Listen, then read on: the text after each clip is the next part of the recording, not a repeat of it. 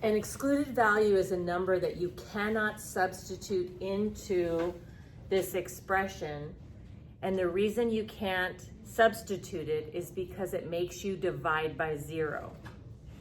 For us to figure out what numbers will make us divide by 0, we're going to set the denominator each time equal to 0.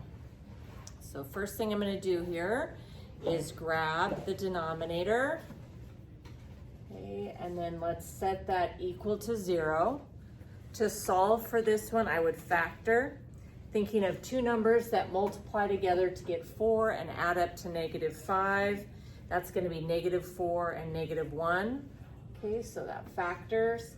Then if two things multiply together to get 0, we want to set each of those equal to 0 and solve. Add 4 and we're going to get 4. Add 1 and we get 1. And so what that means is the numbers that I should not substitute into this expression are the numbers 4 and 1.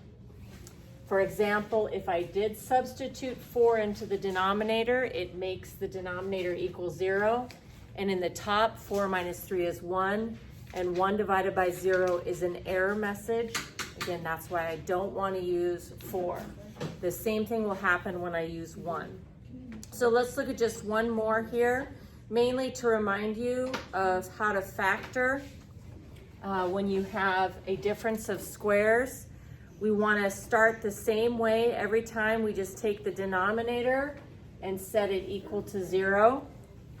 To find out these numbers that make this equal 0, I want to factor. And this is a squared minus b squared. So a squared minus b squared factors to a plus b times a minus b.